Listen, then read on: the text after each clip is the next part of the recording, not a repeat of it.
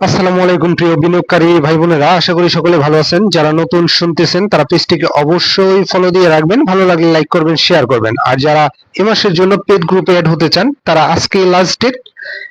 যদি অ্যাড হতে চান তবে ইনবক্সে নক করবেন নির্দিষ্ট ফি দিয়ে। আজকে লাস্ট ডেট, আজকের পরে আর অ্যাড করা যাবে না, তাহলে আপনাকে সামনের মাস পর্যন্ত ওয়েট করতে হবে। যাই হোক, আজকের অ্যাডভান্স কিন্তু 166টি, ডিক্লাইন্ড 175টি, আনচেঞ্জ হচ্ছে 44টি এবং 1100 কোটি টাকা ভলিউম।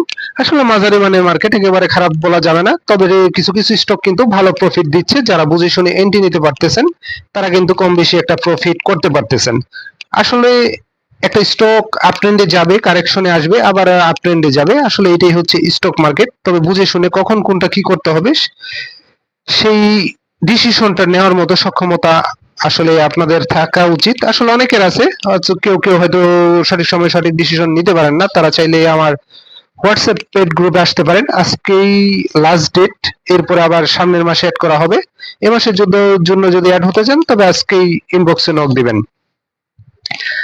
আজকে আমরা দেখতে পাচ্ছি ইন্স্যুরেন্স সেক্টর ওয়াইজ মুভমেন্ট হলে কিন্তু ভালো। যদি সেটা কয়েকদিন কন্টিনিউ করে তাহলে যে কোনো মার্কেটে কম বেশি প্রফিট গেইন করার ইনভেস্টর ভাইদের আসলে পসিবিলিটি অনেকাংশে বেড়ে যায়।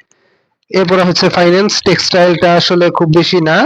আর একেবারে টেলিকমিউনিকেশনটা কিন্তু আমরা দেখতে পাচ্ছি যে ডাউন ট্রেন্ডে আছে। আসলে ঘুরিয়ে ফিরিয়ে সব একটা ডাউন ট্রেন্ডে যাবে, আবার আপ ট্রেন্ডে আসবে, তবে আপনাকে ধৈর্য রাখতে হবে।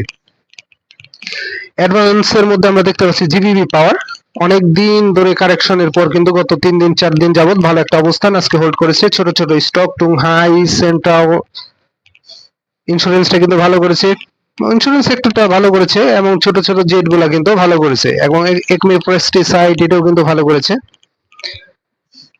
ভালো করুক, সবগুলা স্টকই ভালো করুক। আনলিমাইয়ার্ন এটাও কিন্তু ভালো করেছে।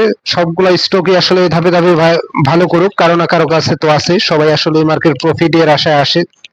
আর যার যার ট্রেডিং স্টাইল হচ্ছে এক এক রকম, ট্রেডিং সাইকোলজিও এক এক রকম। আর ডাউন ট্রেন্ডে কিন্তু মোটামুটি যারা বেড়েছিল, যেমন কপারটেকটা ভালোই বেড়েছিল, কারেকশনটা স্বাভাবিকই ছিল। এমএলটাইনটাও কিন্তু কারেকশনটা স্বাভাবিক, যেহেতু বেড়েছে। সোজা কথা, যে জিনিস বাড়বে সেটা কারেকশন দিবে, এটাই স্বাভাবিক। তবে এর মধ্যেও কিন্তু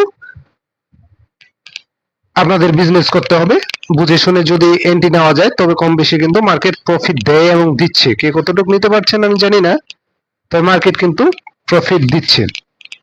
ইন্ডেক্স নিয়ে যদি বলি, ইন্ডেক্স যে পজিশনে আছে এখন, আমার আর কি ব্যক্তিগত ধারণাটা আমি বলি 6000 আগামী 2 মাসেও আসলে 6000 ব্রেকআউট দিবে বলে আমার মনে হয় না। এই লেভেলেই থাকবে মার্কেট, যে লেভেলে আছে এইভাবে থাকলে প্রফিট করা আসলে পসিবল। তবে আমার ধারণা আগামী 2 মাসেও 6000 ক্লোজ করে উপরে ক্লোজ দিবে বলে ইন্ডেক্স আমার মনে হয় না, আমার ব্যক্তিগত ধারণা। এবং যে কোনো অ্যানালিস্ট তার ব্যক্তিগত বিশ্লেষণ দিতে পারে, এটা আমার ব্যক্তিগত ধারণা। যাই হোক, সবকিছুর বিবেচনায় মাঝারি মানের মার্কেট কম বেশি প্রফিট দিচ্ছে। ধৈর্য সহকারে আপনার হাতে থাকা স্টকটাও যদি ভালো প্রাইসে কিনে থাকেন এবং ধৈর্য ধরতে পারেন, আশা করি এখান থেকেও প্রফিট গেইন করতে পারবেন। ধন্যবাদ, ভালো থাকেন, নিজের পুঁজিকে নিরাপদে রাখেন, বুঝে শুনে ট্রেড